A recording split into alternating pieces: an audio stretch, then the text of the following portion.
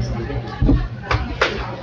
following is the agenda for the regular Borough Council meeting of the Borough of Pompton Lakes, Mayor and Council, Municipal Corporation in the County of Passaic. The meeting will begin at 7:30 p.m. on June 25, 2025 in the Municipal Building, 25 Leonard Avenue, Pompton Lakes, consistent with the Open Public Meetings Act. The meeting will be open for public comments and shall be in accordance with the terms and conditions of the Borough's Municipal Code and bylaws. Please stand for a flag salute. I pledge allegiance to the flag of the United States of America and to the republic for which it stands, one nation, under God, indivisible, with liberty and justice for all. Please bless this mayor and council as they deliberate on the best of Pompton Lakes.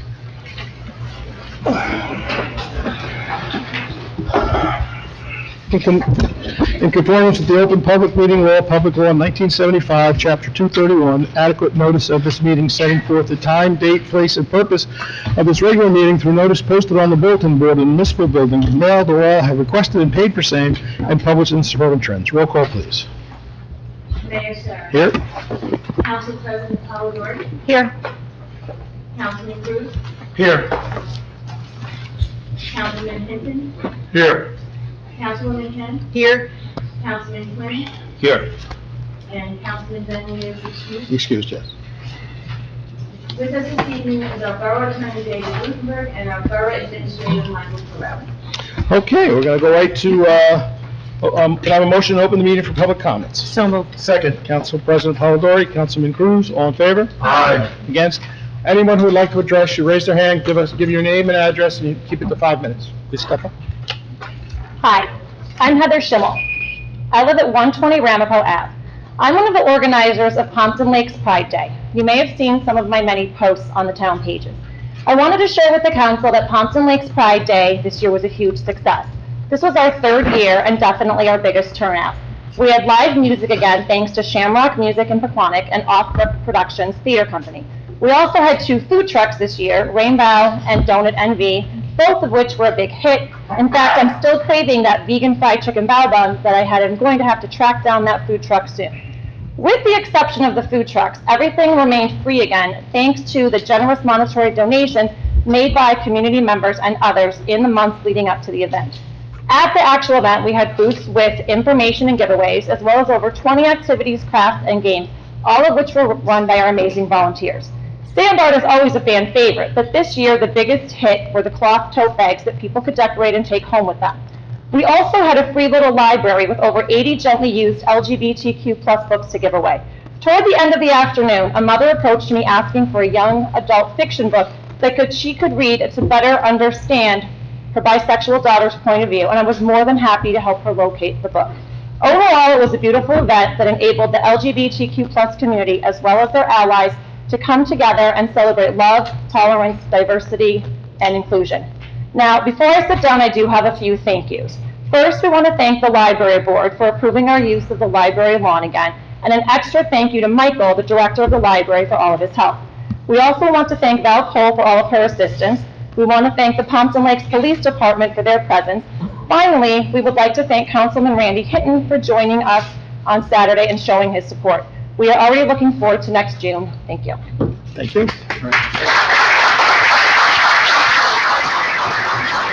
Anyone else in the crowd want to address? Please step up. Well, hold on, I'm going with him first. No, go ahead. I'm going with him first. He raised his hand before you came up. Okay. All right, go ahead. Ladies first. Ladies Okay. first. Helene Zablocki, 6 Butler Street. So listen to this plan.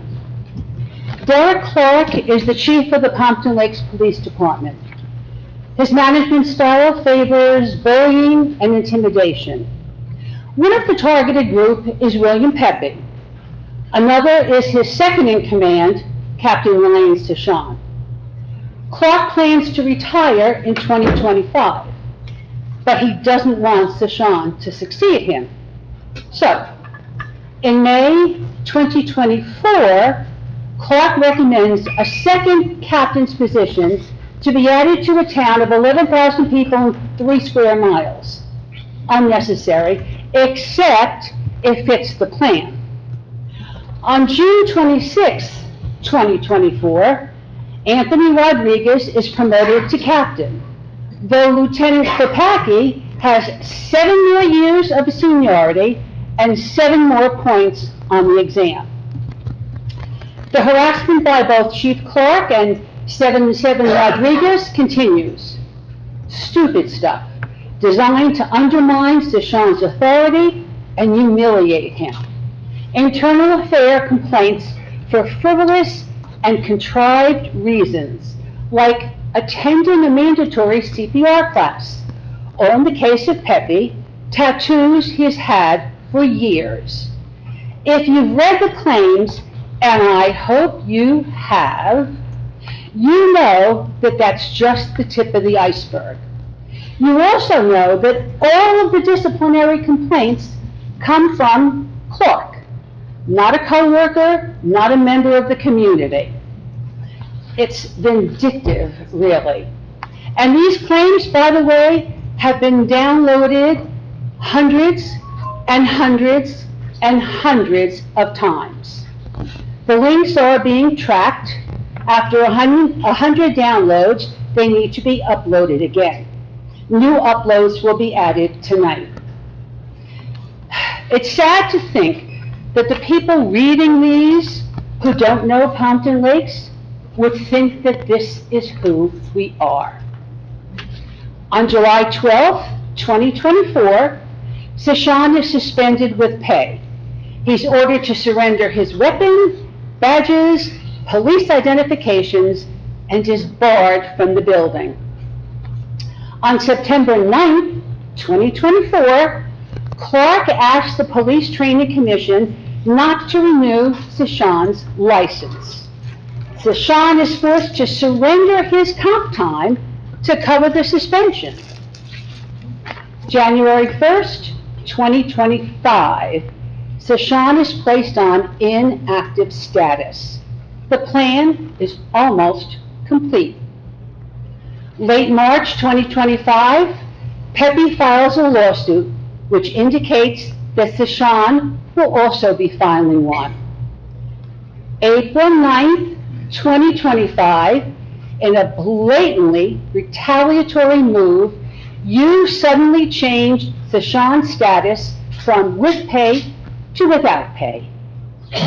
And then, in May 2025, the public learns of the lawsuits. June 11, 2025, 2 weeks ago, the lawsuits were brought to the mayor and council's attention in a public meeting. But you don't tell the public that Clark's replacement will be discussed in closed session as soon as the meeting ends. If this promotion of 7-7 Rodriguez is such a swell idea, why the secrecy? The lawsuit alleges abuse, collusion, and intentional actions. You are continuing the same behavior. What does follow is suspended Facebook accounts, canceled hearings, passive-aggressive intimidation. Ask me about that after the meeting. And deliberate withholding of information to the public. The attorneys will make this right for the claimants. You need to make this right for the town of Pompton Lakes. I think you also need to make it right for yourselves, too, since you are enabling this terrible behavior and these serious offenses, but you can check with your attorney about that. Cut your losses and do the right thing. Thank you.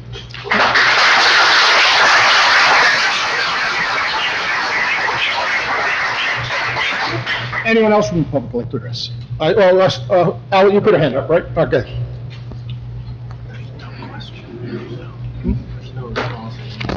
Ron Kopacki, 142 South Court. Your own ordinance states promotions within the force shall be based on merit as determined by suitable promotion test. Do you plan on following your ordinance when you promote the next police chief? Thank you. Anyone else from the public like to address?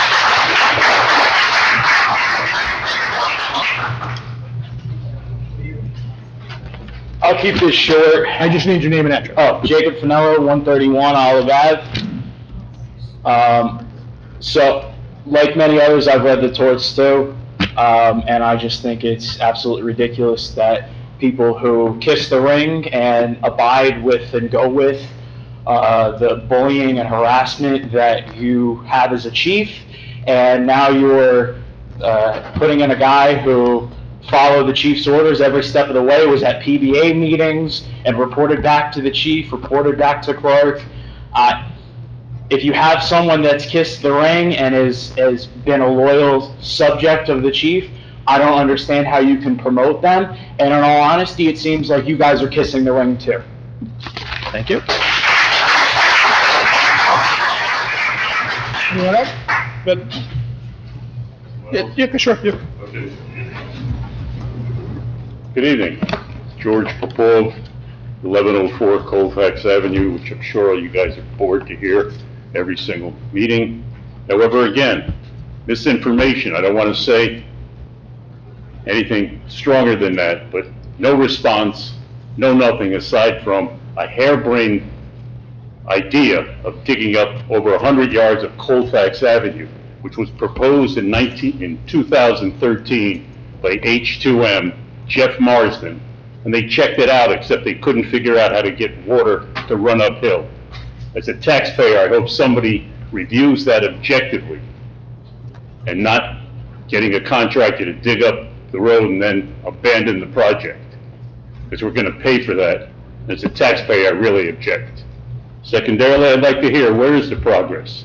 Haven't heard anything from anyone, aside from that harebrained scheme.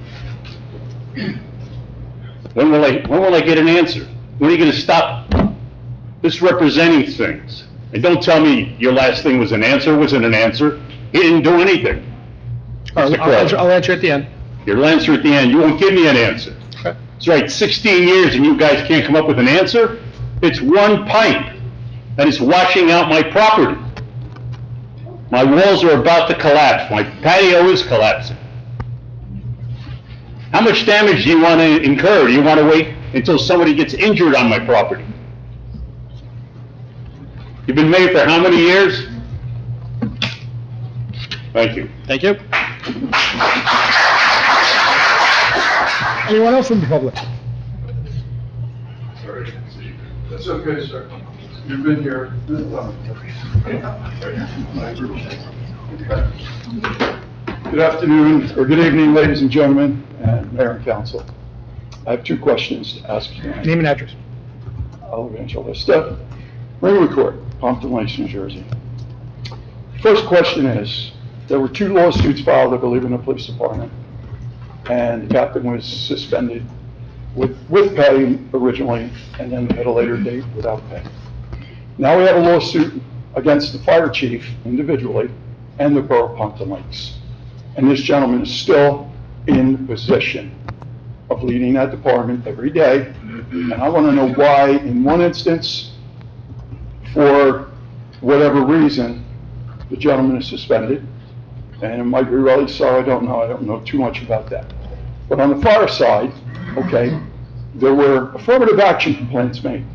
Okay, it wasn't a complaint about not doing your job or anything, affirmative action, threats, harassment, intimidation, and bullying against the family. Two people that have given their lives in service of this borough, okay? I am now beginning, because I'm friends with them, to feel and be subject to harassment, okay? And what I feel is intimidation. So here's my point. I want to know why suspension in one situation and no suspension for an egregious act, in my opinion, which is a threat made to people. It was investigated by this borough, by a private law firm that you hired, and the resolution that came back was, in fact, the allegations that were made were valid, that were true. And I don't know why there was no action taken at that time by this borough against that person, and we just ignored it. And like ignoring anything that's bad, like cancer, it goes from bad to worse. And this is the situation we have now. We've got division within that organization, okay, major issues between people. I was just announcing on Saturday that I was not going to be doing the Facebook page, and I got a outpouring of comments from the community. I want to thank them publicly. Here for that. I don't do it for that reason. Okay, I do it for all the right reasons. I do everything for the right reasons. I'm not going to tolerate, and in my career, I didn't tolerate harassment, intimidation, and bullying. We have laws for the kids in high school and schools against harassment, intimidation, and bullying. And if a kid comes in on day one and he's guilty of that, he's suspended immediately until further investigation could take place. I don't get it. We're supposed to be adults. We should be doing things better than the kids. But in any event, that's it. My second question is this. How much have we spent out of this year's budget already on litigation? And the question is, looking ahead to the litigation that's going to take place, obviously these are probably going to go to court, what are we looking at budgetarily for legal expenses for this borough? I can't imagine what it's going to be. Thank you. Thank you. Anyone else in the public like to address? Hand, good.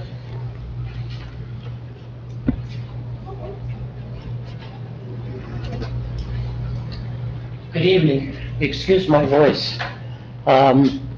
Jim Palaio, 1327 Lincoln Avenue. I'm sorry, Jim or June? Jim. Jim. Jim Palaio, Puleio. And, I gotta say, all the details have already been covered, okay?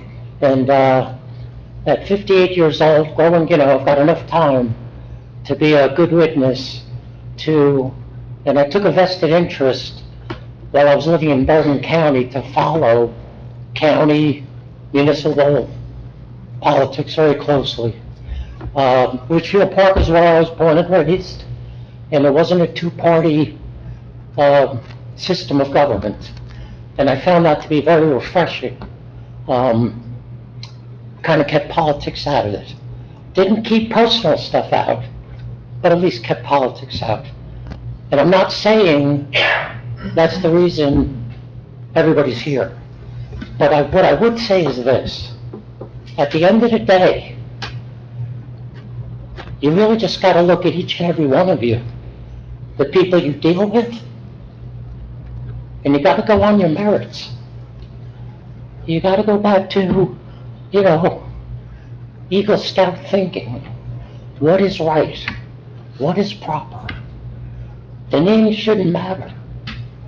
The agencies shouldn't matter. Because if you lose sight of that, there's a big price to be paid. Not only in legal fees, but you start losing stuff.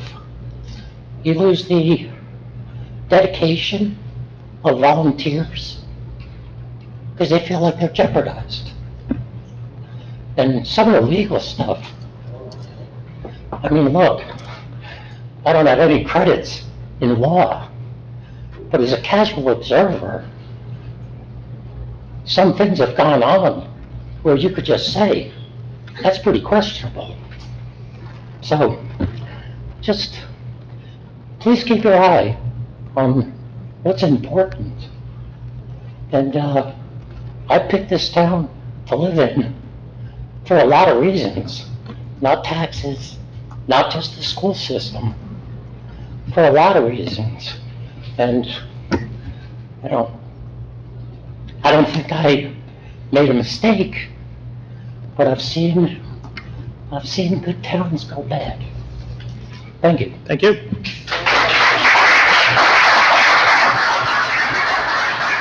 Anyone else in the public? Yes, step up. Paul Bowlby, 120 Romaine Ave. This is going to seem kind of silly and petty compared to what's going on here, but I live on Romaine Ave and I am going up and down Colfax Avenue repeatedly, and every time I drive there and I see our American flags wrapped around the poles, it drives me nuts. I have gone out on at least 3 separate occasions with a 20-foot pole to untangle the flags. And the main reason those flags are tangled is because of the garbage that is on the pole. I looked today on many, many poles, there are 2 flag holders. And that's what those flags are getting wrapped around. And they are never going to unfurl unless somebody like me comes along and unfurls them with a pole. I would just a suggestion that when I believe the flags are going to stay up until Veterans Day. So when they take them down, my suggestion would be, as long as you're up there taking the flags down, take the garbage off the poles, the nails, the spikes, the old brackets that are there that would allow our great American flag to hang freely and not get wrapped around the poles constantly. Just a suggestion. Thank you. Anyone else from the public like to address?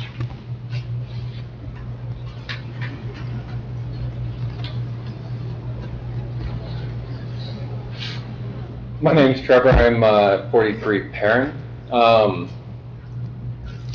You know, anyone who knows me knows I've been outspoken about a few things in this town, one of which being not running stop signs in front of a middle school. And when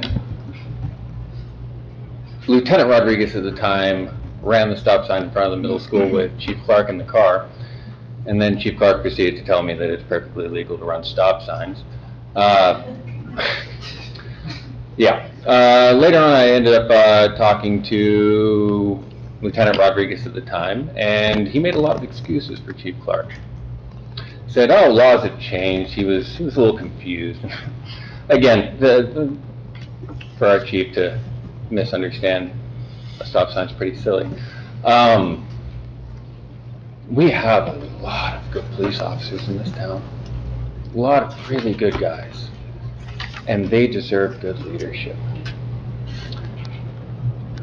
When the Superintendent Amoroso spent $20,000 to make a video promoting a referendum and then posted that onto YouTube, which got absolutely 0 views and wasted $20,000 of the taxpayers' money, the town posted that video as well, and I took issue with that because when the school posted it, they posted it as a video for children that only got marketed to children, which isn't what it was for and not what the taxpayers spent $20,000 on. And they blocked the public from being able to make any comments on that, which is pretty disgusting. But the town YouTube did that as well, and I believe it was by mistake that it got posted with the town that way, and I brought that up to you. And I have to say, I had a tremendous amount of respect for you when I did that, because you said that's crazy. The town should be able to comment on this. We shouldn't be restricting the public from being able to voice their opinions. I'm serious when I say that. I couldn't have walked away from speaking with you that day with more respect for you for saying that. Amoroso didn't feel the same way. With that being said, there's 2 lawsuits going on, and there is, whatever the result is, I hope that we can walk away from it and I can feel as proud of you as I did the day I came and spoke with you about the video. That's it. Thank you. Thank you.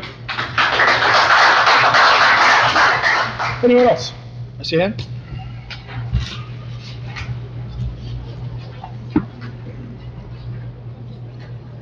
Ann Tassinelli, 5 Lambert Street. I just want to thank Michael Corelli because he took care of a project that we've been waiting forever on Lambert Street. The guardrails were replaced, and the trees were removed, the one of which was growing into. So we did a great job. Of course, my friend Ruth Hopper wants to know if you're doing anything with the bridge now. So that's on your bucket list, I hope. Anyway, that's really all I had to do to say tonight. Thank you. Thank you. Anyone else from the public like to address? No. Seeing no one, can I have a motion to close the public session? Motion. Second, President Polidori, Councilman Cruz, all in favor? Aye. Against? Okay, we'll start at the top. Heather, thank you for doing an outstanding job with what you set up. You and your team of the people, volunteers that helped you, you really did it on your own, and you did this by yourself. So our kudos go out to you for doing that. You know, I'm glad you had a good turnout. You had some nice weather. I'm glad the groups were involved. So thank you for everything you did in setting that up. It's a nice event, so thank you. Okay, so we're going to talk about the lawsuit for everybody that spoke. The lawsuit, we'll start with the police lawsuit. The police lawsuit is a legal matter. We can't discuss it up here as a council person. It's going to go to a court and a judge, and they're going to make an independent decision. It has nothing to do with anybody sitting up here. Okay, we don't go to the court, we don't go to listen to it, we're not part of that.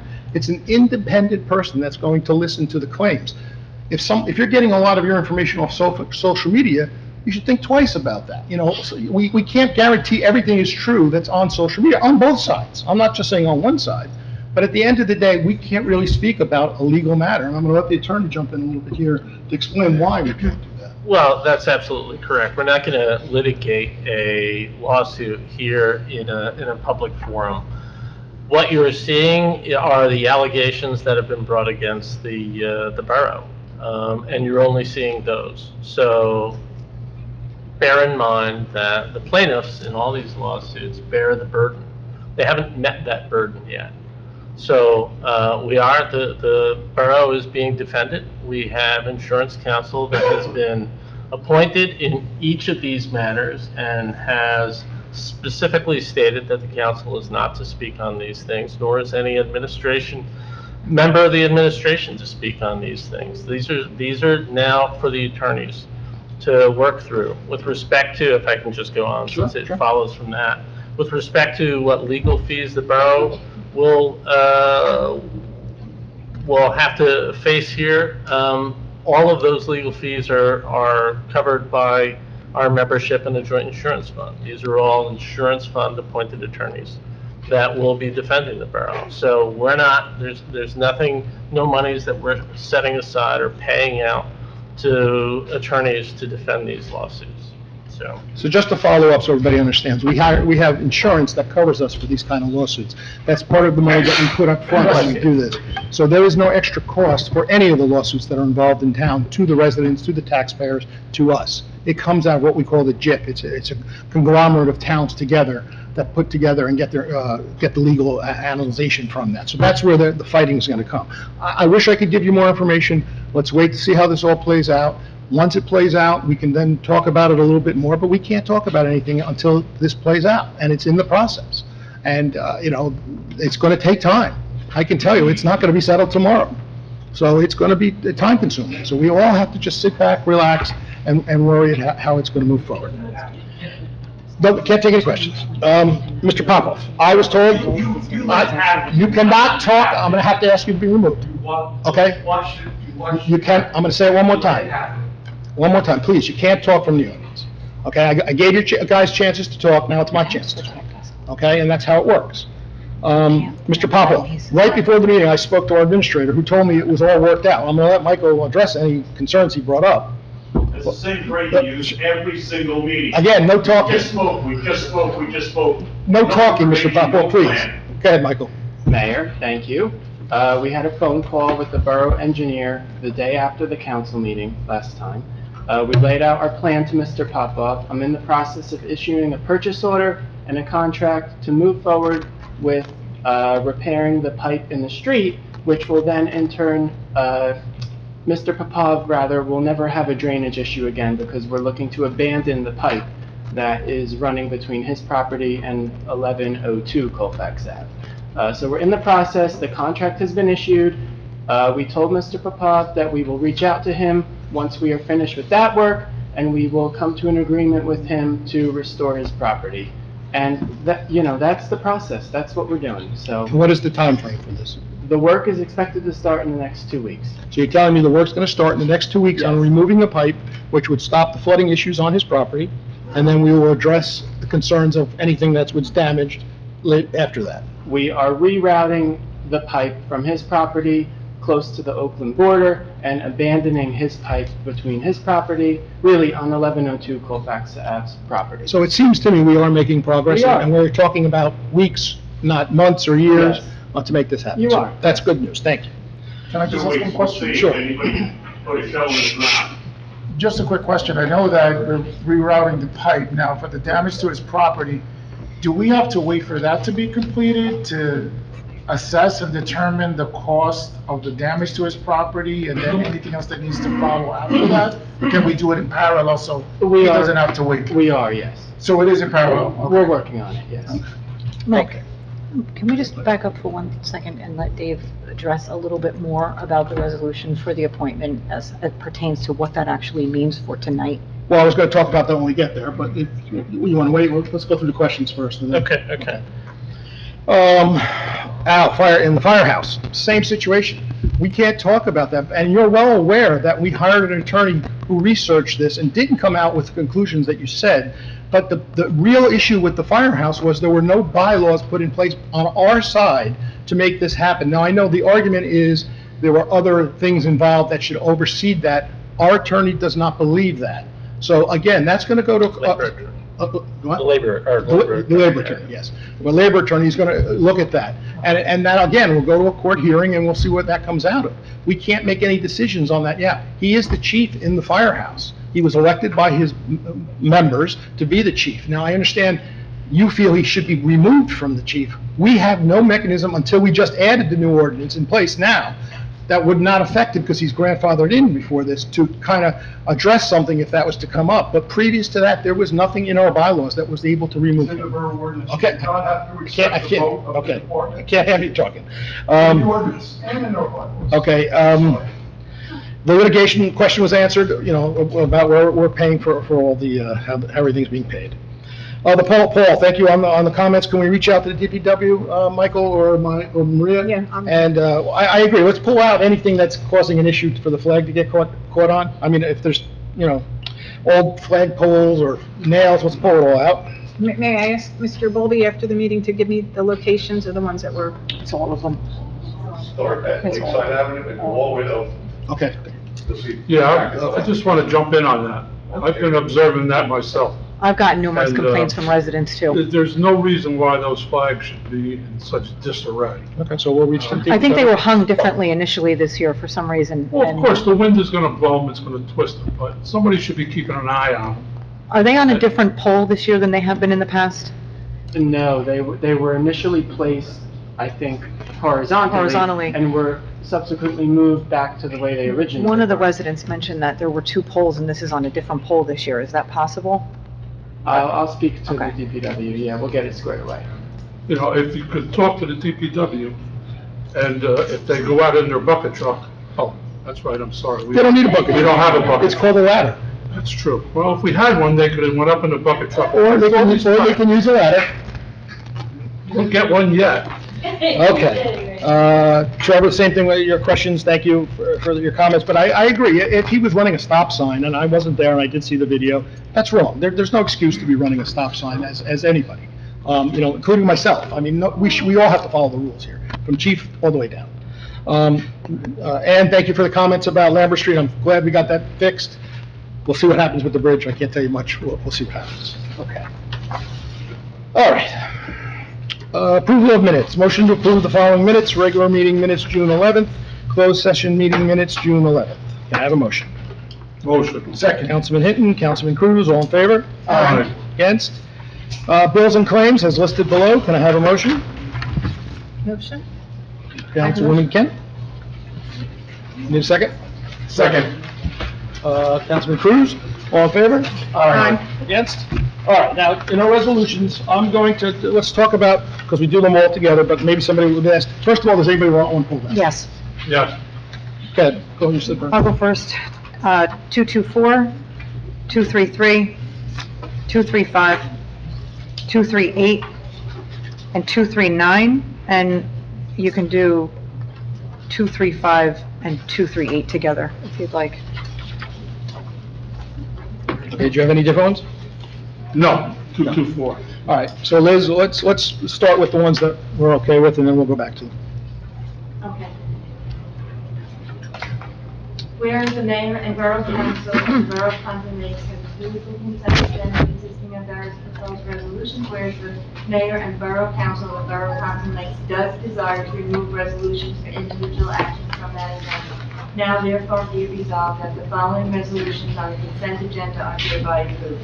Resolution 25-225, 226, 227, 228, 229, 230, 231, 232, 236, 237, and 240. And 234. And 234. 234, yeah. Okay, can I have a motion? Motion. Council President Polidori? Second. Councilman Hinton, all in favor? Aye. Aye. All right, 25-224. Why don't you read it first, Liz?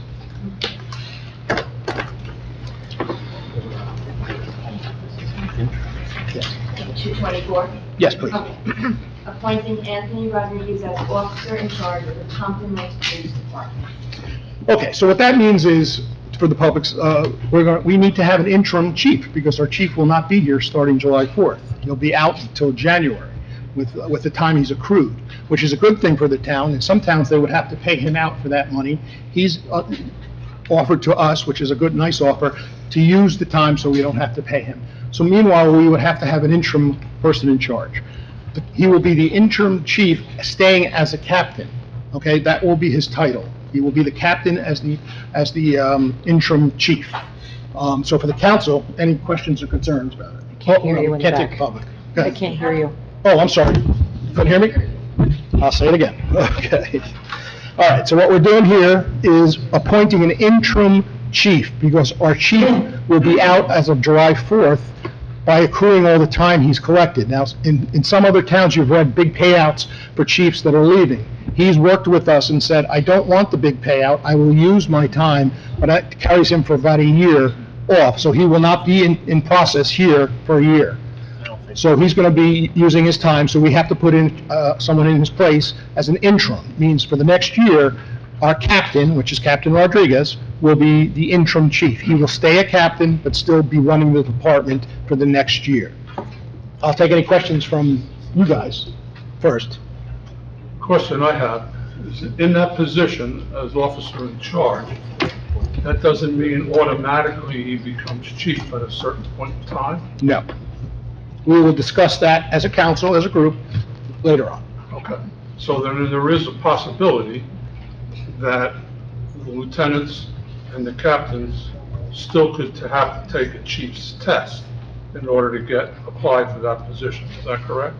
I will, yeah, there'll be other things to discuss depending on how the tests work out. There's certain people that can take tests, or people can't take tests. Some tests have expired. It's a very complicated situation on how it works. You can't be waived more than once, for example. So there's a lot of things involved with that, which we will all be discussing. That waiver is just jumping a position. Correct. All right, and that can only be done once. Right. That has nothing to do with testing. Well, it does if you were waived into a position and then want to be waived to the next position. Right, but still, it doesn't have anything to do with lieutenants who want to take the test or captains that want to take the test. True. They still have to take Yes, the they could test. still take the test, yes. Any other questions? No? Okay. So let's vote on 25 to 24. Can I have a motion? Motion. Councilman Cruz. Can I have a second? Second. Councilman Hinton. All in favor? Aye. Against? Okay, Was that the vote? All in favor, aye? Yeah. That was the vote? Yes. Is it a roll call? I just want We to, don't need a roll call on that, do we? No, we don't. I just want Normally do a to roll make a call. comment on that before I Well, you ask gotta- for my vote, yes? well, you said yes, but go ahead, make your comment. Well, I didn't say yes, you said all in favor. I've known Anthony Rodriguez for 26 years. I've known him to be a good, hard-working man. I've known his family. I asked in closed session one time, not that I bring up closed session, but I asked the attorney. And I was going to abstain on this vote. And the attorney informed me that I don't have to abstain if I know Captain Rodriguez and I know his family, which I know all of them, and they're a fine family. I'm very disheartened about this litigation that's coming up, but like you said, and the attorney said, we have nothing to do with that. That's going to go its own course. The chief is stepping down, and we do need somebody to take his place. And I look at that aside from the litigation. God forbid if it turns out bad for the chief and captain, then we're going to cross that bridge at that time. Correct. But for right now, we need somebody to run the department. And so I want to just say out loud, my vote is yes for Captain Rodriguez to run the department. Okay, thank you. And we need leadership. All these charges are just charges. Right. Like I said, and you said, we're not attorneys, we're not the judge, we're not the jury. That'll play itself out. But meanwhile, July 4th, we need somebody running a department. Correct. and I agree that was recommended. The man's been here a long time, he's grown up in this town. And I wish him and Chief luck in this litigation. And we need to keep our great police department running efficient as it always has been. So my vote is yes. Okay. Any other comments? No? No? All right, so I'm just going to add, Captain Rodriguez is here tonight. We had a meeting just to talk about how things would work moving forward. And one of the things he came up with as his own suggestion, which I thought was a great suggestion, and I've been the mayor here a while and we've never done it, he's going to try to make every council meeting. So if there's a concern or there is a question from the public about something, we can reach out, I can reach out to him and say, you know, tell me, instead of saying I'll look into it and find out next week, I can get you an answer. That's a big step forward in trying to make things work with the community, in my opinion. You know, that we are a community-minded police department, and we always have to get back to that. That's to me, that is the most important thing, that you guys, as the public and the police, work together hand in hand on everything we do. It's very important to keep that in mind, and I think we do a good job with the community. When I first came on as mayor, the pecking order went state, county, local. The first thing I did is switch it to local, county, state, because I believe people who grow up in this town care a little bit more about the town. Yes, there are some side problems with that, but they know about our town a little bit. They have a feel for our town. They know what's going on. And a lot of the officers that we've brought on, not all of them, but a lot of them, grew up in town. And to me, that's very important, because at the end of the day, their parents live here, their relatives live here. They care about this community. So you know, we have to take this all with a grain of salt. Like Mr. Hinton, Councilman Hinton said, it's going to work through its course. If something changes, we will address that. At this moment, this is what we need to do. Okay, 25-333.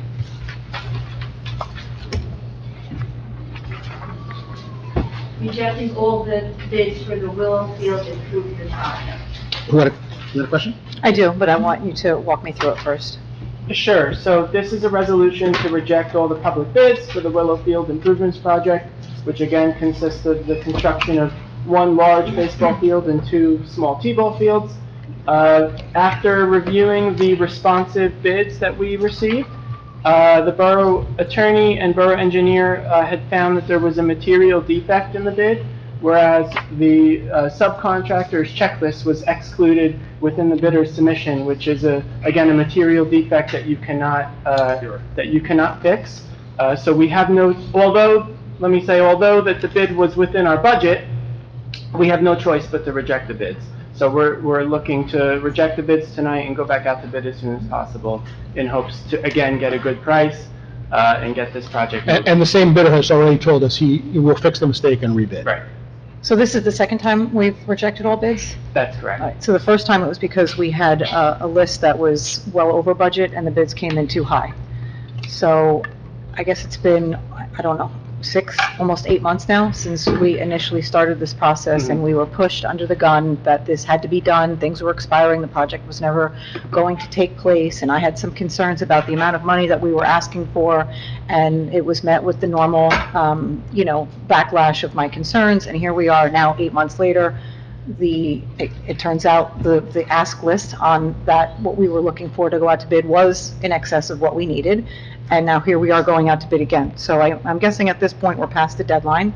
What do you expect for this project? And are we still within the time frame that we anticipated and within the budget that we anticipated? Thank you for the question. I am in communication with the County Open Space Trust Fund office. They are aware of this situation that is out of our control at this time. And we're still in compliance with all of our grants at this time. And again, we're looking to go back out to bid as soon as possible. The lowest responsible bidder at the time was within our budget, but again, had a material defect that they could not fix according to state statute, so we have no choice but to reject.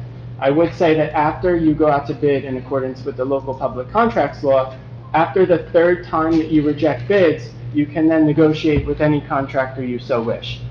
So there, you know, if let's say the third time we get bids too high, or again there happens to be a material defect from another bidder, At that point, we could then just work with the contractor to get a price within our budget. If that happens again, I'd like to see all of the bids that came back and what contractor we could potentially be negotiating with. Of course, yep. Thank you. Thank you. Any other questions? No? Okay, can I have a motion to approve Resolution 25-233? Motion. Second. Councilman Hinton, Councilman Cruz, all in favor? Aye. Against? 235. Do you want to do 235 and 238 together? Okay, we can do that. 235, award contract to Nielsen of Morristown for purchase of utility vehicle for the Department of Public Works. And 238, award contract to Route 23 Auto Mall LLC for Ford's F-750 utility vehicle for the Department of Public Works. Okay, Mike, what do you got? I would just Oh, say. first, you have a question? I've lost track of the vehicles that we're buying for the DPW. Are these new requests? Have we discussed these? We already know that we're looking at new garbage trucks in addition to potentially other new garbage trucks for the shared service agreement, and now we have 2 new vehicles. Yep, this was included in the annual capital plan that was adopted by the governing body back in April.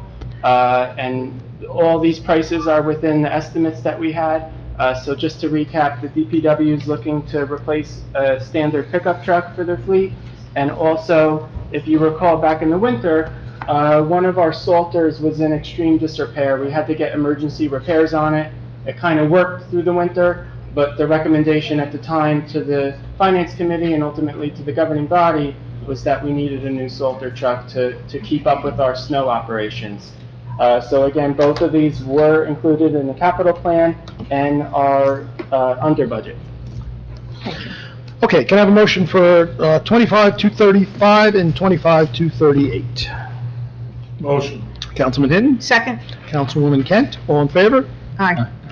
Against? 25-239.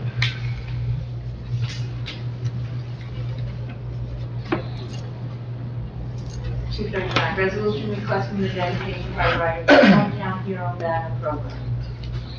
There was a question? It's me again. So is this just something we have to put in place before we open up the application to the public? Yeah, so this is in accordance with the Division of Local Government Services. We have to set up what's called a trust fund, and with that, we're allowed to take in fees for a program, whatever the program may be. The state puts out a list of eligible programs that would fit within the type of fee mechanism that we're looking to do. So again, we're able to collect the fee and then spend out of the same account for the same purpose. Whereas if we didn't have this, we'd have to collect the fees as miscellaneous revenue and then put in an appropriation in next year's budget to be able to spend those funds. This just calls for a quicker turnaround because we're going to want to collect the fees and then purchase the banners, quickly. Rather, if we did it the other way, we'd collect the fees this year and we wouldn't be able to purchase the banners until next year. Okay. So, I did reach out to Bob again, so we are waiting to hear back, hopefully in the next week with a date so we can just finalize this. thank you. Okay, can I have a motion for Resolution 25-239? Motion. Council President Polidori? Second. Councilman Cruz, all in favor? Aye. Okay, thank you. We have no ordinances, wow. Okay, under my report, I'll start with, I'd like to appoint Lori Taggart as the trustee to the library board to fill our expired term until December 31st, 2026. That's just Second. an appointment. I don't think I need that, right? I think this is the mayor's. It's a mayor appointment, right? Yeah. Okay, under my report, I attended a very long planning board meeting, which I'm sure Patrick will talk a little bit about. It was a 4-hour planning board meeting. There was a lot on the agenda, and we did not finish it, so they'll carry over to the next meeting. All our boards do an outstanding job. It's made up of people that really take time and care and ask the questions that what we need to do, especially our planning board. So if it's time consuming, I'm okay with that because it involves new projects that would become, and we're not talking residential mostly, some of them are, but residential and retail was what came up at the last meeting. I performed a couple weddings. I am meeting with the 5th graders on Friday. Their advanced summer class is putting together a program that they'd like to present to me and then maybe even present to the council some things they'd like to see changed. It's a bunch of students, so we'll see how that goes. I'm meeting tomorrow for the check, we're receiving a check from Liz, that's from, which one? Chilton, right? From Chilton, and I thank them for the support they've always given us moving forward. And lastly, I just want to talk about, there's a lot of talk about our fire department and police department. In my eyes, and I've been doing this a long time, we have one of the best fire departments and police departments in the area. Our fire department has a great number of members. They respond to calls. They come out in the middle of the night. They do what they do to protect us as a volunteer. Let's remember that. They're volunteers. Our police department, same way. Even though they're a paid position, they care about this town. They're out trying to work with us the best they can. And I always tell the residents, if you have a concern and you see a police officer standing on the corner, you can go up, introduce yourself, say hello, say, hey, look, this is what's going on my street. Is there anything you can do? And they'll move it up the chain, and you will get a call back from someone. It could be the new chief in Mr. Rodriguez, or it could be the old chief. But at the end of the day, they do respond to our concerns. Okay, so we have to work alongside of them. This council that sits up here spends a lot of time and energy on who they pick to take these positions. This is not a willy-nilly, just let's put somebody on because we know them, okay? They interview good, they interview bad. Sometimes there might be a pick of a different reason of somebody else because they felt they had criteria maybe better than somebody else, or it might be the recommendation of the chief. We don't follow everything that is said by the chief all the time. This council will make that decision at the end of the day. So just let's keep that in mind. I know it's a long process. It's going to take some time. We have, like Mr. Councilman Hinton mentioned, we can address this again, 6 months from now, 8 months from now. But let's get to that point before we can address it. Okay, and that is my report. Council President Baldori. Can I ask a question on your report? Sure. Councilman Bennett was not at the redevelopment meeting because he was on vacation. It was canceled. Or was he? It was canceled. Oh, redevelopment was canceled? Yes. All right, I was just wondering if you were there and had a report. No, it was canceled. Because redevelopment is a big thing with the people in town here. Everybody I talk to thinks that we're developing a little too fast. So let's talk about that. It's very important that we get a report from the redevelopment. So the only reason the redevelopment board is going to meet is if they have a project in front of them. If they don't have any active projects in front of them, they're not going to meet. So, okay. No, I'm just saying, so the public understands, they don't meet just to meet. If there's a project being presented, they're going to meet, we're going to discuss it, and there will be a report on it. If they're not meeting, that means there's no projects presented right now, and that means nothing is changing from what was presented previous to this. So that's why, it might go 6 months, we might not have a meeting because of the fact that there's no projects presented. Or it could be 3 in a row, you don't know. I just want to reiterate how important that meeting is to the people of Pompton Lakes who are concerned about redevelopment. Right. They can all attend it, but I'd like to hear some reports when there is a meeting. Well, but you also had misinformation there and saying he didn't attend, which I don't appreciate. Then I apologize. Right, he would have attended if there wasn't. I thought it was on the calendar, so I figured there was a meeting. Okay. I apologize to Councilman Bennett, wherever he is. Okay. Council President Polidori. Thank you. First, I just want to make mention to the fact that Captain Rodriguez has offered in the interim, while serving as acting chief, to attend the council meetings. I think that is important, and I think having you present will... Can you speak a little louder? Yes, sorry. Let's see. First, I just want to... Is that better? Okay. First, I just want to mention that Captain Rodriguez has made an offer to, in the interim, while serving as acting chief, to attend our council meetings, and I think that that will be an important step for the public to see that you're here and present and accessible. So I thank you for that. I attended the Flag Day ceremony hosted on Flag Day by our Elks, which is something that they host every year. It is a wonderful event. If you haven't had the opportunity to attend it, I encourage you to do so in the upcoming years. They have scouts walk a flag out from every iteration of the flag, from the first one to the flag that we see flying today, with an explanation as to how they've evolved over the years. They also gave awards to local scouting troops that had earned their Gold and Eagle Scout awards in our communities. So they celebrated the scouts and our flag, and then they served refreshments, and it is completely complimentary and hosted by our Elks. So thank you for what they do there. I also had a few meetings with Ryan Gossaker from our Prevention Coalition, along with our borough administrator. We are nearing the end of the grant that has sustained that program for the last, 15 years? 10 years. And we are waiting to hear whether or not we are approved for a grant that will continue the program. So we've been in early discussions as to what the actual funding was to sustain the programs. Are any of the programs able to be run off of donations or fundraising efforts, and what we can do to continue that in the event that we don't receive the next grant. So more to come. Hopefully we can work something out, because I do think that the work that he does in our community and our schools is of great value. So I look forward to working with Michael and Ryan a little more on a budget for that, to see if there's any way we can make that work. I did reach out to both Liz and Kathy in the office this morning regarding our YouTube and meeting link on the borough website, which has become increasingly frustrating. I think by now you know that I'm a very process-driven person, so I just don't understand the mechanism that takes place for these meetings to go from here to YouTube to our borough website, while sometimes it seems like they're up the next day, and in this particular instance, it took 2 weeks. I sent the email, and then fortunately, within about 15 minutes, we were able to get it posted. So someone is actually actively able to press a button and make it happen if it happened that quickly today.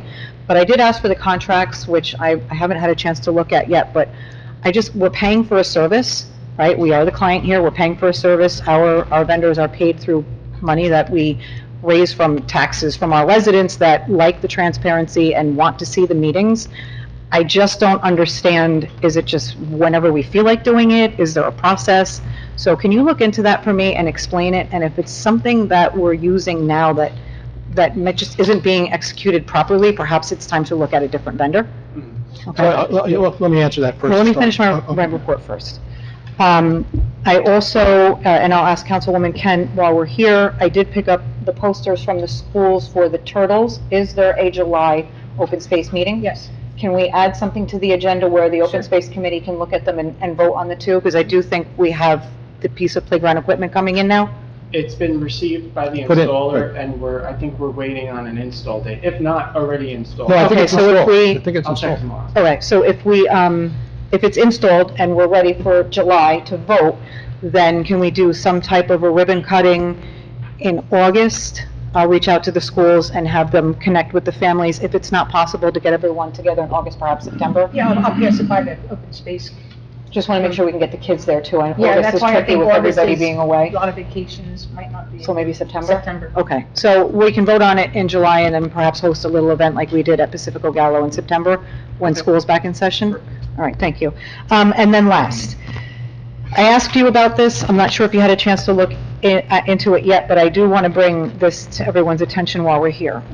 I guess it's been almost 2 years, perhaps longer now, and I don't remember the exact date. This council passed an ordinance which stipulated that any Facebook page that was acting as a borough, a representation of the borough, would not be left to the posting of individual volunteers, that it would be shifted over to your responsibility, or that you would at least be added as an admin on every one of those pages.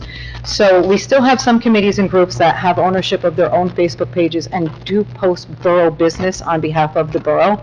Some of them did adopt the ordinance, some of them did not. I would, and there is a stipend that is paid to you to handle social media, correct? Not anymore. Not anymore. When I assumed the role of administrator, that was given back. But do you still have admin authority over most of the social media I do, pages? yes. Okay, so can we look at that ordinance and figure out which ones are and which ones are not compliant? Because recently there have been some issues which, whoever is right or wrong, I don't, it's not relevant to me, I don't care, but some of the things that are being shared and the way that the comments are being posted are making some of our departments look badly. It's putting some of them in a negative light, and I think we need a little bit more oversight there. Yes, Okay. I apologize. I've been scouring for the ordinance the past day, but I'll have it to you, and we'll take care of it. We'll Thank you. address it together. Okay, that is my report. Okay, well, just jumping on that, Michael and I had spoken about that, and we feel you are the administrator on most of the sites, correct? That's correct. And there are some private sites still out there that the town has no control over, Right, that are private, has nothing to do with the town. right, but we're still gonna look at the We still have to look at the ordinance, correct. And going back to her question, the council president's question about Channel 77, what we've come to, it's not a hit or miss kind My of question thing. wasn't about Channel 77. Well, about YouTube and Yeah. it's all together.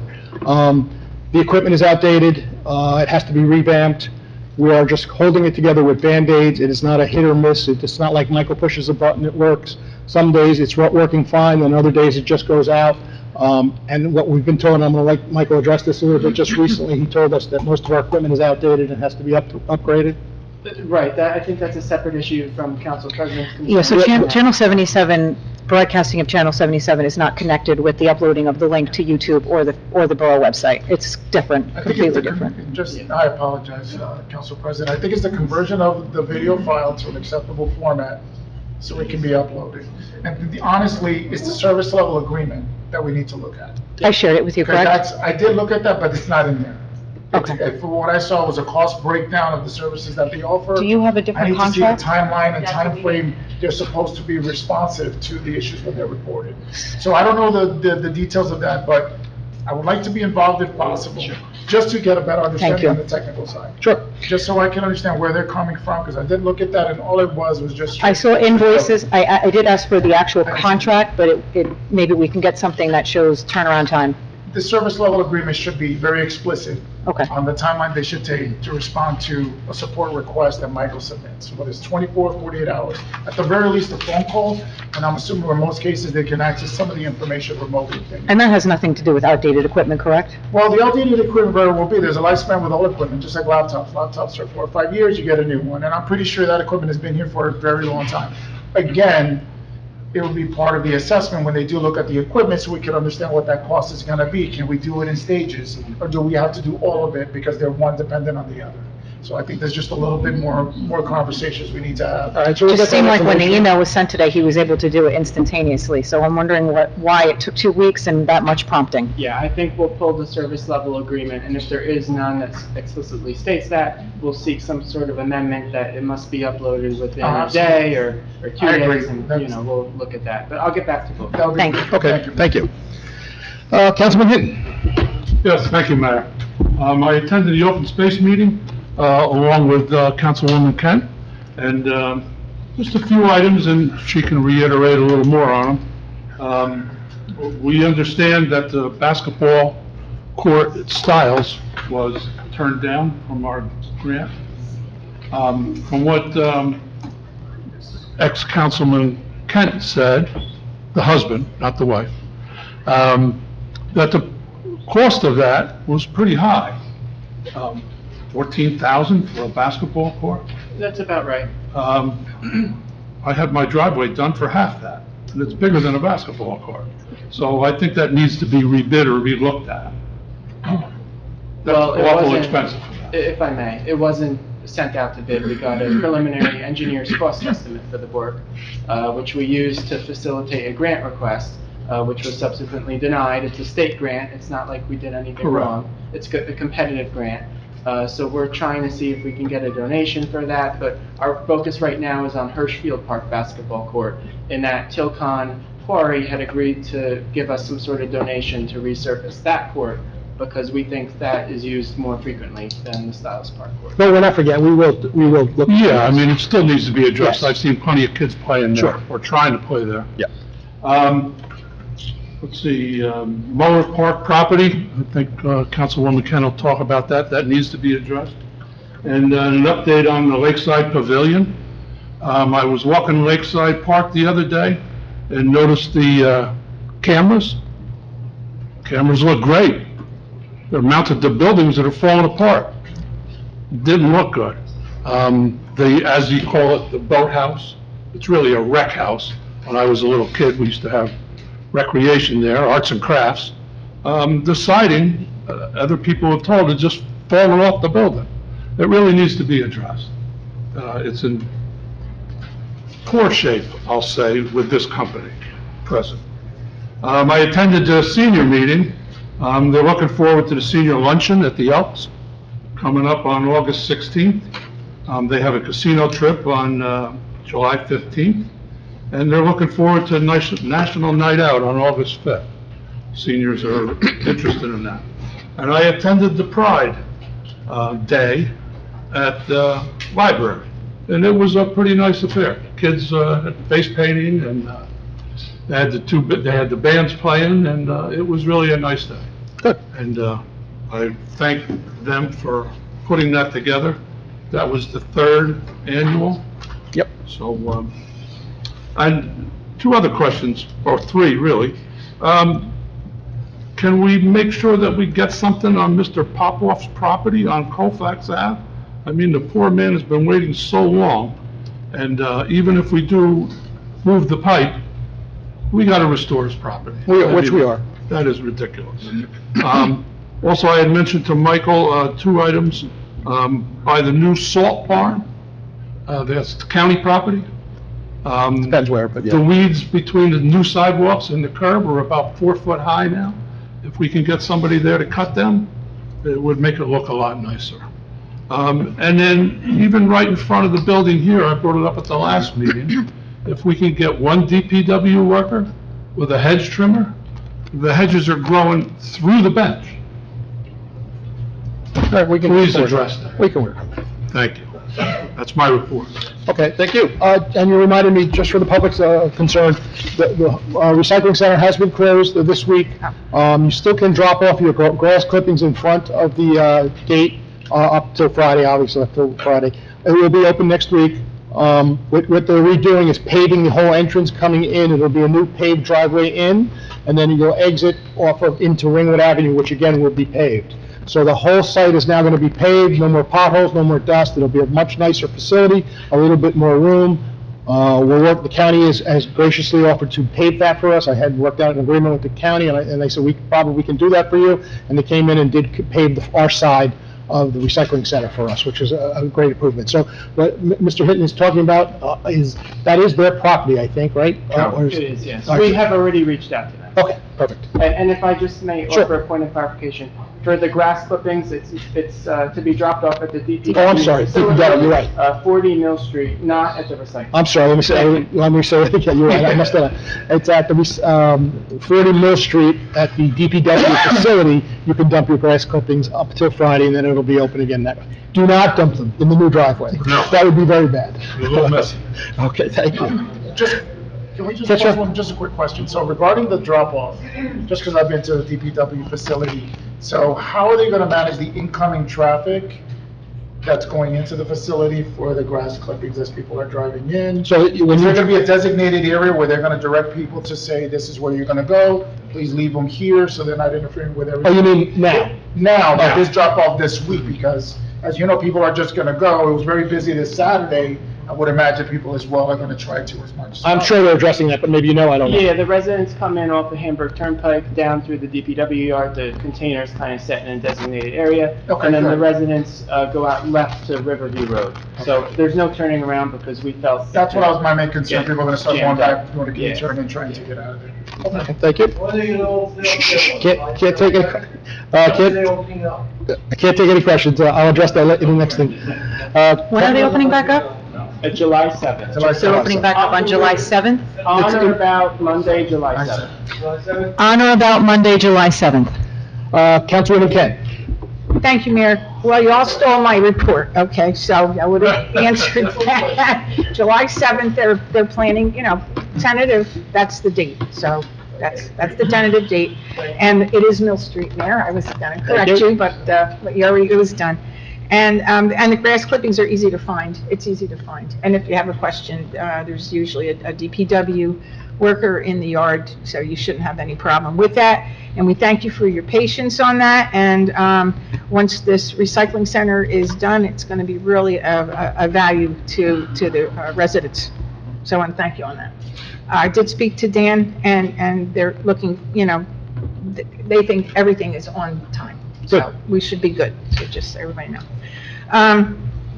As far as the open space, there was a question regarding a lot of kids and a lot of moms, and I agreed. The jungle gym bars, when we had them in the old swing sets and the old playground equipment, they were not replaced. So the open space folks decided that's something that they would like to do. So I'm going to get together with Michael, and we're going to talk about the vendor and where we can put them. I'm going to recommend that we put a larger set with the older equipment and then maybe a smaller for the younger kids, because they also like it too. And it should be a little more challenging, so we'll try to get the 12-year-olds to still come to the park. At the open space meeting, there was a question regarding a property off of Broad Street. It evidently was purchased about in 2015. It is 3.5 acres, and one of our open space committee members reached out to the property owner. He is being very proactive about this, and the property owner is evidently possibly interested in dealing with the town. It would be probably enough room to put, some type of an athletic center or something. So, Mayor, I was going to talk to you after this meeting, and Michael will see whether it's something we'd want to get involved with. But as Councilman, Sounds good. Yeah, we can see where that works. But we have really good people on our open space committee, and they do a lot of work. And this was a really, really good project that he came up with on his own. So I want to thank him. Randy, you brought up something else with the open space. You had another Muller question. property? The Muller property, yeah. Pavilion? Yeah, the pavilion is not really an open space project. It is a maintenance project. And Michael, it's been a maintenance project since I've been on the council and even before. So that maintenance on the boathouse itself has to be dealt with through the DPW and you, and so that we have to address that, because that is falling apart, and that has been a problem. But what the open space project is to possibly repair, and we were going to ask for a new roof on the gazebo, the existing gazebo there. That hasn't been done yet, and we're looking to get that done. We had submitted a grant for that, Councilwoman, which was subsequently denied. So that was denied too? Right, so we'll be back, we'll be back at that at some point. And it's important that, I want residents to know, we do everything that we can with grants because we pay for grants through your open space tax. So anytime that we know of a grant that's coming up, we get Michael to submit a grant application and try to cover everything that we can. The other thing that came up was the guardrails along Lakeside Avenue and the fence that's literally falling down. I've been trying to get that thing replaced for at least 10 years. And my understanding is the grant was approved We have for a the state- guardrails? Yep, we have a state DOT grant for the resurfacing of Lakeside Ave from Jefferson Ave to Van Ave. Right. And part of that scope of work includes repairing Replace- and/or replacing all of the 75 feet. guardrail, including the fence along the Muller property. So when can we do that? It'll be a project for next year. In 2026? Right, we have a pecking order of DOT grants that must be completed first. So Okay. right now, we're completing Dawes Highway, then we're gonna be moving towards Albany Ave and Waterville Ave, and then Lakeside will be next. Okay, we can't push that any sooner because that is literally the worst eyesore I've ever seen. There's no other way to do it? We're doing the best we can with all Okay, of our. well, I appreciate that, and I'll bring that back. Okay, in addition, I also paid the bills, and we do have a very good vendor that does handle Channel 77, which is different than YouTube. So, as far as I know right now, 77 is working. But it's not working great, yeah. It's off and on. No, it works, but it's hard to see. The quality of the picture got very bad. Very fuzzy. Yeah, very fuzzy. it's not good. Frank was doing a pretty good job for a while. I don't know, he seems to respond quickly. We ask him every time we have a problem, he seems to go out there and do it, but this is what we have. YouTube is a different. I don't have access to it. No, I know you Tell don't. me, I'll. I usually go through you. Is it everyone, as far as the Well, quality of the? Yeah. So when they got it back running, and that was an equipment problem, the picture quality reduced greatly. I mean, it's like a fuzzy, you can almost not make out faces. I mean, it's bad. And it was much better before, so I don't know what that means. Well, just so everybody understands, is that you can convert the file to high-res video, but, YouTube will charge depending on the size of that file. So if the quality of the video right now, and I'm not saying it's the way it should be, but the moment you convert that to a high-res video, the size of that file is gonna be enormous. So if, the first thing you should ask, are they converting it to reduce the size so when they upload it to YouTube? And that might be. Okay, so that might be the case. So maybe we can ask them Because the that. file, I'm assuming, can be very big, and we're talking about not to get on in gigabytes in size. Because it's a long video, you know, some of them 3 hours can be long. So I would inquire about that first, if he's converting that to support, you know, a smaller file size, so he can upload that to YouTube. Which in turn, yeah, it's gonna be a little granular. You're not I'll gonna ask get- that question and include you on the email. Yeah, that's fine. I was gonna say. Liz is gonna ask that question for us. Yeah, That's fine. thank you, Bobby. Thank you, Councilman. I too am disheartened with the reports and the lawsuits. I only know it as a council person that we are told that it's in litigation and we cannot litigate through at these meetings. And we have to be respectful of our attorneys. And I only pray that the truth comes out. And I want everybody to know that. So, and that is my report. Thank you. Councilman Quinn? Yes. Like you said, we had a marathon planning meeting last Wednesday, 4 hours. Welcome to the planning board. That was the Yeah, first yeah, meeting. thank you. In the coming years, we have to satisfy an approximately 45-unit fair share plan for affordable housing. We went through how we're going to be able to meet that. In addition, we had a presentation in regards to Hirschfield Park. The school system will be replacing the football field, adding track, and putting in new stands. In addition, 60 Wanacue was discussed, and 714 Hamburg Turnpike. We got about halfway done, got a little late, but it does look like a improvement from renderings, but still many questions need to be asked by the public and neighbors. In addition, unfortunately, I was unable to make the rec meeting last night, but I do have a bunch of announcements that they'd like me to make. Summer camp begins Monday the 30th for kids 9 to 12 at Hirschfield. Adults, volleyball, Mondays, July 7th to August 18th, 6 to 8 p.m. in Hirschfield Park. Any questions, call Mike, 973-715-5234. There will be a 5K run the morning of Pompton Day, August 31st, 2025. They are looking for sponsors, if any local business owners would like to participate, vendors and volunteers also. You can contact Karen, 973-839-4167.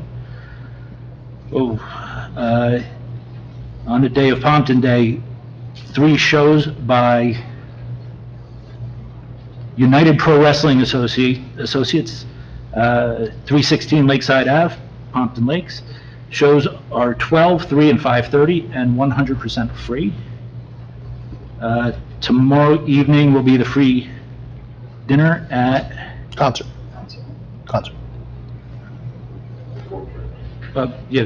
Free dinner, yeah. Oh, no, I'm sorry, maybe at church? I'm sorry. Yes, Pompton Reform, I don't see the address here, I apologize. Hamburg Turnpike, yes.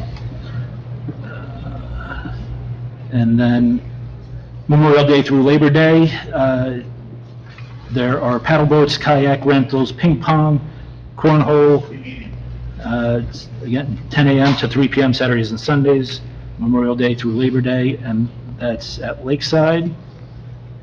And pickleball, adults, Mondays, July 7th through August 11th, Wednesdays, July 9th to August 13th, 6 p.m. to 8 p.m., Saturdays, July 12th through August 16th, 9:30 a.m. to 11:30 a.m. Any questions, call 973-715-5234. And finally, unfortunately, a freezer broke at the summer camp. If anybody's able to donate a freezer, they would be happy to have it. Please contact me, we'll arrange that. And that'll do it. Thank you. Just to remind, because it was part of that 3M band, we'll be playing tomorrow as a rain date makeup. They'll be playing right now at the library. We're setting it up for the library. If the weather was to change, follow on social media or on our website in town, they might move it to Windsor School. Windsor School has offered inside space for us to have the concert, but I think either way, we will be having the concert tomorrow. Also, if you want to sign someone up for summer camp, you still can this weekend by contacting our rec department or coming into Borough Hall. We do not sign people up the day of camp. You can't show up with your child. We'll put you on a list, and maybe you can get in after that, but they will not participate that first day. Councilman Cruz. Thank you, Mayor. Good evening, everyone. I have a brief report for the zoning board of adjustments. Gary Klaus, who's alternate number 3, cannot attend, so that's been rescheduled to the next meeting. They approved the set of bills. This is a biweekly meeting, $46.25. One application, 25-03 for 430 Montclair Services, which was $1,526.25. And Mariziti Falcon LLP Legal Services, and that was for $74. One application was rescheduled. This was application 24-09, and the resolutions on the second reading were all approved. These are applications 2503, 2505, and 2507, and that'll do it for my report. And I just want to say one thing, congratulations to the class of 2025. It was a beautiful ceremony as always, extremely hot for those of you who did attend if you have a family member that was graduating. And as always, beautiful day, and it was great to see the kids really enjoying themselves. Always a nice event, that graduation. Thank you. Borough Attorney. No report this evening, Mayor. Administrator's report. Thank you, Mayor. Please note that the Dawes Highway Improvements Project continues to progress. The contractor is near completion of the concrete and drainage work, with an additional 1 to 2 weeks expected before the milling and paving may occur. Detour signage is posted, and residents are advised to use caution when driving through the area. On tonight's agenda, we submitted a grant application to the FY 2026 NJDOT Municipal Aid Program for the Albany Avenue Phase 2 Improvements Project, which consists of the resurfacing of Albany Ave from Riverview Road to Arcadia Road. And again, as mentioned before, we are in the public bid process for Albany Ave from Riverdale Road to Riverview Road, along with the full length of Watervillette Ave. So we're looking to go out to bid soon and accept bids and award a contract this summer for that project. As discussed at the last Borough Council meeting, our state budget appropriations request to Senator Panaccio remains pending with the governor. I've heard as of today that the governor has reached a deal on the state budget, so it's only a matter of time before the budget bill is promulgated on the state website, and we'll know whether or not our grant request for the DPW facility was awarded. So we're looking forward to that. And if that does not come through, again, our federal requests remain pending, which we won't know about until the end of the summer on that project. I did get notice the other day that Passaic County has received their NJDEP flood hazard area permit for the replacement of the Dawes Highway Bridge. I did reach out to them on a time frame, so I'll keep you posted on that. We did put out on Facebook as a reminder to the residents, with all the heat waves going on, again, that the Pompton Lakes Library remains open as a cooling center, a place to cool off, charge your phones, your devices, open to the public. The hours for the library are posted on the Pompton Lakes Library website and on their Facebook page, if anyone is interested in that. Again, our JCP&L public outreach session for rising utility costs has been rescheduled to July 2nd at 6:30 here at the Borough Hall. It'll be posted on Channel 77 and YouTube as well, so we're looking forward to that. And again, as was touched on before, the recycling center is closed and will be open on or about Monday, July 7th. And again, residents can drop off grass at the DPW facility Monday through Friday from 7 a.m. to 2:30 p.m. And recycling curbside collections remain on schedule. Thank you. Just to follow up with Jersey Central, we've had some sporadic power outages in the last 2 weeks. It's very important, if your power goes out, that you call Jersey Central and report the outage, because they do request by numbers. So if only 2 people call, they say, well, that's not a priority. If 200 people call, it becomes a priority. I will tell you that the gentleman that's in charge of our region is very active. He does call me, he does call the administrator, and lets me know the timeframes and how things are moving along and when things are going to happen. They've been pretty responsive up to today. You know, we've had a couple go out. One of them was almost 800 people, and I think we got it back in 2 or 3 hours. So, but it's very important to report if your power does go out. Any questions? Yes. Go ahead. No, you go first. Council President, please. Are you sure? Yeah. Okay. I forget what you said last time I asked this. Was it supposed to be tonight, or is it the July meeting where we are revisiting workshop for the shared service agreements for Hudson County Motors and the other vendor for the DVW? I think we're looking to get through the other Okay. thing that's going. And then one other thing I just want to add, perhaps we can do this, a suggestion. When you go through the ordinance for the social media pages to see which ones do need to be monitored by the borough and which ones obviously don't, we can't tell them what they can or cannot do, but for the ones that we do have some oversight on, would it make sense in the banner to put a tagline that says this page is monitored by the Pompton Lakes Borough Administrator? Yeah, we could look at that. Just so that we know when we're sharing content that the page is actually sharing the appropriate content and it's not just subject to whoever the admin is at that time's discretion. If it's not overseen by the borough, gives a little more credibility to the information that's being shared. Absolutely. We'll look at that. Like I said, we'll pull the ordinance that was adopted and maybe schedule a meeting to talk about it. Okay, thank you. And just regarding, well, 2 questions. The JCP&L, so that's an on-site, Here, yes. here. So, and I apologize, Michael, because I was looking for it and I don't know if it came through. Did they provide an agenda on what's going to be discussed? And will it be recorded, or if there's any way we can record for those that cannot attend, but may be interested in watching the video and see what they're discussing? Secondly, I know I reached out and we talked about placing a garbage can over in Pompton Square. You know, obviously, because from the river cleanup, we saw there's a lot of garbage along that pathway next to Starbucks, and we thought that may be a good way to try to mitigate some of the garbage. It was all Wendy's and Starbucks. Thank you. I had reached out to the property maintenance officer to inspect the area. I'll follow up with him tomorrow. And we could talk to the new director of the bid, the bid. They actually have a new person, a director now of the bid. He would be the person to get us the garbage can and put it there. So I'll give him a call tomorrow. And then just address, can we film the other? Yep, as mentioned, it'll be filmed and posted, and there will be an agenda, the agenda prior. I'm waiting on the rep to get back to me, but absolutely. Okay. Thank you. Any other questions? Mayor, I just want to remind you, the calendars, they're at the printer and they'll be mailed. Yes, so I know some people get very nervous if the calendar doesn't come on June 29th. They will be here before July 1st. I know, and I swear by the calendar, you know, I use it all the time. And I tell new residents when they come into town, really, the calendar is what you want to check to make sure that meeting dates and times and things happen. So you will be receiving your calendars in the first week of July.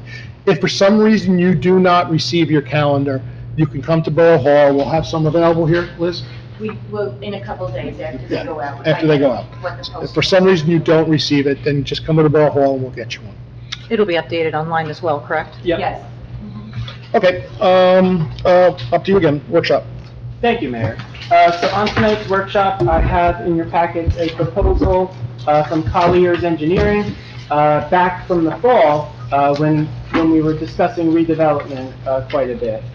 So now that the budget's been adopted, the recommendation at the time was to fund this, what we call design standards proposal.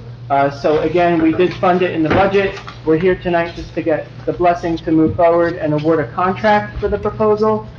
Just, you know, as a reminder and for the public, this will take the existing DRA1 and DRA2 redevelopment area bulk and use standards and will be extracted from the zoning code into their own standalone document. Also, we're looking to design a comprehensive set of design standards that will be promulgated in the plan. And also the proposal calls for 3 virtual and/or in-person meetings with borough officials, and also up to 3 public hearings, both with the planning board, the redevelopment agency, and the mayor and council, to ultimately get on the same page and adopt the plan subsequently. So again, the fee for that is $20,000. that was included in the budget, Not to exceed 20,000. not to exceed 20,000, and, we're recommending an award of a contract at the July 16th council meeting, at which time we will, convene and get a group together to get this project going. So what are you looking for right now? Just the consensus to move forward. Consensus to move forward? Everybody okay with that? Concerns, questions? Okay, you have consensus to move forward. Okay. Motion to open meeting for public comments. So moved. Council President Second. Polidori, Councilman Cruz, all in favor? Aye. Against? Anyone from the public like to address? Please step up.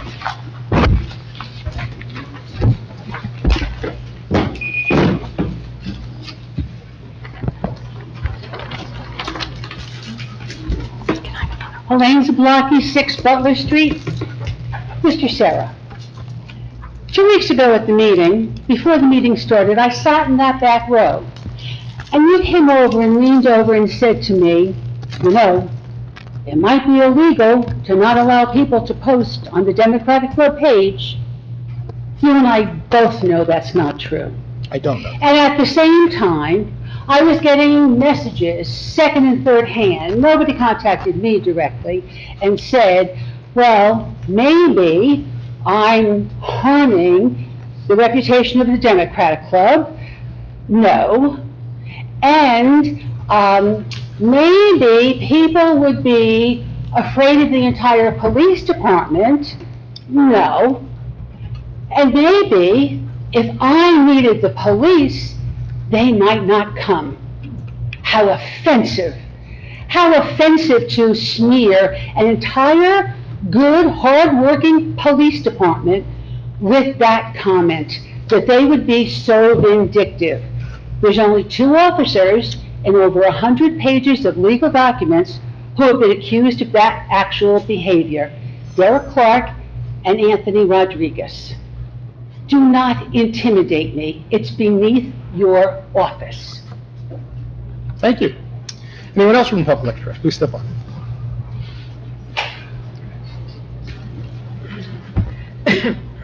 Mike Simone, West Lenox Ave. 2 things from the planning board meeting. I noticed that 2 of the TVs are very dim.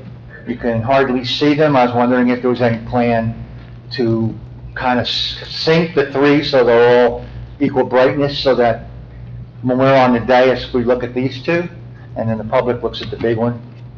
I don't know how to look into that, but 2 of the 3 were not really that usable. Actually, 3 things. Another one is, I had mentioned at a previous meeting months ago about possibly getting the logo of the borough and the miscellaneous, I don't know what you want to call the other logo that we have with the sunset or sunrise, put on either side of that, where it would be like a either a wooden or a plastic shield. So you got 2 bare walls, and they would be both nice to have the town seal and to have the I don't know what you want to call the other logo, but the one that's on our website to be installed there. I don't know what they would cost. I don't think they're that much money, but if somebody could look into that, I'd like to at least find out, what you all would like to see and then what it would cost before I, say anything more about it. I just don't have any idea what the cost would be. The third thing, with a little bit of humor added, some people who have been of older years have a little bit of hard hearing sometimes. Not me, of course, but the little black thing on the end of that stretchy thing that's in front of you, it's called a microphone.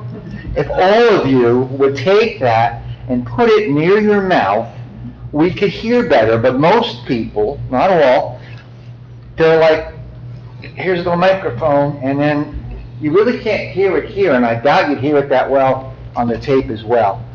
Or get lapel microphones, then you don't have to worry about it, because it'll move with you. I just think it's a little easier to hear, because a lot of times, especially when there's like light comments made, meaning you're not talking about something that's your report, you can't hear what everybody's saying, and I think it should be something that we should not have to strain to hear. Thank you. Thank you. Anyone else from the public like to address? Please step up. I'll take her first.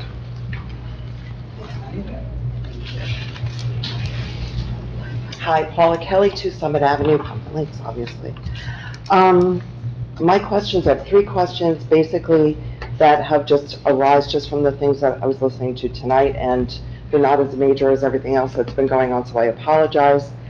Number one, some time ago, there was discussion about the Wayne Community Center offering a discount for Pompton Lakes residents, and I just wanted to know if that had been followed through on, if that was something that was happening. I was very excited to hear from Mrs. Kent, Councilwoman Kent, that an athletic building is being considered in the town. My question about that is very premature. Well, I didn't say, I said it's possible. Possible. It's big enough to house one. So excited to hear those words. Yeah, I was. So excited, as you know why. But I didn't say that. But if that were a possibility, something that was being considered in Pompton Lakes, my question is, what groups would be involved in being a part of that? Would we consider having a Boys and Girls Club or a YMCA? That would include all of the community, including seniors, which I am now one of. Additionally, I would like to know what board is responsible for the ordinances for having chickens and roosters on your property. Our community did have a recent concern that I am grateful to everyone involved that has, what I believe has been settled. And there is peace now in the neighborhood. But moving forward, I just want to be sure that if this should arise again, if maybe that's something that could be revisited. Thank you all. Thank you. Anyone else? Oh, I saw Paul. Okay. Paul, Building 120 Romaine Ave. I come to you this time not as an individual, but as a representative of the Pompton Lakes Historical Commission. At our last meeting, we discussed, as we always do, our disappointment that we don't have a place for displaying a lot of the historical stuff that we have here. We understand that the Civic Center is going to give us some room upstairs. But one of our members, and he reluctantly agreed to let me mention his name, Ed Crowley, came up with an idea that where the new senior veteran facility is going to be built on Ringwood Avenue, there appears to be some space there which would permit us to possibly, and this is a long shot, obtain a caboose from one of the old railroads, and we have some connections with Morris County Historical Society, that we could put a caboose along, basically along the creek. I have a map here that we drew up, and I want to give it to you so that you guys can look at it. What we're only asking you for is to consider making a request to the county that they give us space there to consider putting something like a caboose there that would allow us to display our historical documents. It's just you got to start somewhere. And so that is something that Ed, and God bless him, came up with a great idea. And I have all these, he basically took the outline of the map that was there and put in what we would propose. So if you would just please consider making a request to the county. The worst they can say is no, and even if they say yes, who knows what would happen, but we got to start somewhere. Thank you. Thank you. Anyone else from the public like to ask? Is it Al? Okay. Okay. Good evening again, Al Evangelista, Ringwood Court, Pompton Lakes. Just want to make a clarification on my previous comments earlier tonight. And I'm going to read from the Borough Code. I guess it's Chapter 2-41.4, Appointment of Chief and Assistant Chief, Election of Officers. The Chief and Assistant Chief of the Pompton Lakes Fire Department shall be elected by the members of the Fire Department for the term of 2 years each.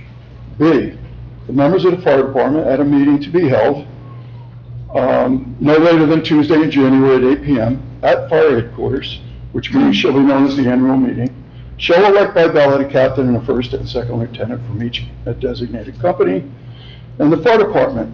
But said elections are subject to the approval of the Borough Council at its next regular meeting. Should the council not approve of any or all so elected, the municipal clerk shall so notify the chief of the fire department and shall call a meeting of the firemen to be held at fire headquarters by 8 p.m. within 1 week of the date of said rejection. And should any of the officers elected at this subsequent meeting meet with the disapproval of the Borough Council, at its next regular meeting, the council should then forthwith appoint to fill the vacancies, and all officers so appointed shall hold that office until the next annual meeting of the fire department. So this is also stated very clearly in the bylaws of the fire department that the chief appointment or the chief selection is subject to the approval of this council. And unfortunately, a person was approved that is involved in affirmative action for harassment, which has been documented by the investigative law firm that took this. Thank you. Thank you. Anyone else from the public like to address? Please step up. Just quickly. Just need your name and address, Yes, please. Jim Polino, 1327 Lincoln Ave. And out of curiosity, and I'm aware it happens often throughout the state, when a municipality, when their police department has to, have an officer in charge take the place of the police chief, and there's a lot of different reasons for that, but by default, do we have to now report? I'm sorry, you have to. Do we have to now report? Is there a mechanism by default that the municipality, the police department, has to now report to the Attorney General's office? Not that they're taking over the police department, they're not. But I just didn't know if when this procedure happens, again, by default, is there a reporting mechanism or oversight until the situation's cleared up? Okay. I'm not aware of it myself. I could probably research it, but I didn't know if that came into play. Yeah. Thank you. Anyone else from the public like to address? Seeing no one, can I have a motion to close the public session? So moved. Council President Polidori? Second? Councilwoman Kent, all in favor? Aye. Against? Okay, Mr. Blocky, let's get the whole conversation that was stated. You only picked out the pieces you wanted to say.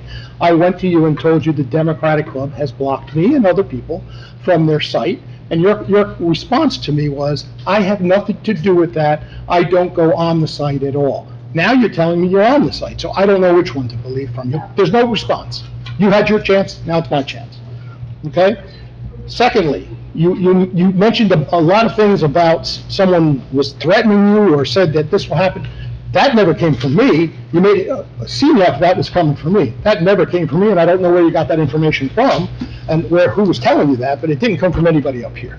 So thank you for your comments. Mike Simone, yes, I am aware of the televisions because I noticed it myself at the last couple of meetings. We should, Michael, maybe when we do this whole we should take a look at the, we talked about with Sharon, the seals a while ago, putting the P and the L and that seal on each side. We had talked about that. I don't know what happened to that. Maybe we want to talk to Sharon again. She was kind of spearheading this whole room, so it would look nice. I think it's a good idea. And the speakers, the microphones, I agree with you. We should all try to make sure everybody can hear. I understand that 100%. Ms. Riley, thank you for your comments. It's funny, just today I asked the administrator where we are with the Wayne PAL because I have people interested in wanting to do it. We are waiting for Wayne to sign off on the agreement, and we did work out the deal and everything's good. We're just waiting, is that correct, Mike? We're just waiting for them to get back to us? Yes, we're waiting on a further proposed shared service that we'll present to the governing body at a subsequent closed session. So as soon as they get that information back to us, then we'll vote on that, and then we should be able to move forward. The building, I know Councilwoman Kent mentioned that that's way out into the future. If that was to happen, which I think is a great idea, I 100% support it, we would then try to, get stakeholders involved with sports and organizations in town. I should mention that if you've driven in the back, our Civic Center is getting very close to being open again. They've added a second story. They're adding all new equipment inside, new kitchens, new floors, new windows, new doors, new bathrooms, and hopefully in the next couple of months, that'll be back open for groups to use for meetings, which we could surely use. And, the group's in charge. So with the chickens, right now, if there was a concern with the chickens, it would go to property maintenance. And they're in charge of pushing the ordinances, how they sit. If there was a change in ordinance, we actually have an ordinance committee. It's made up of certain council people up here, and they would address any changes to any ordinances that we make. What's that? How many? Oh, did you want to know how many chickens? Were you asking? Actually, what I wanted to know is how he would go about maybe revisiting an existing. Okay, that would be through the ordinance committee. Okay. Paul, I can gladly ask about it.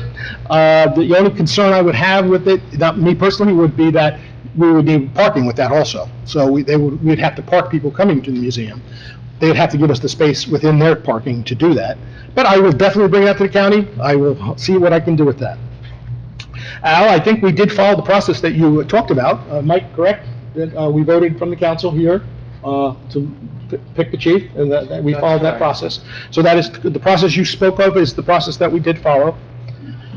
The report, I am not sure of any report, and maybe the attorney can, is there any, he's asking, is there anything that has to be reported? I don't know off the top of my head.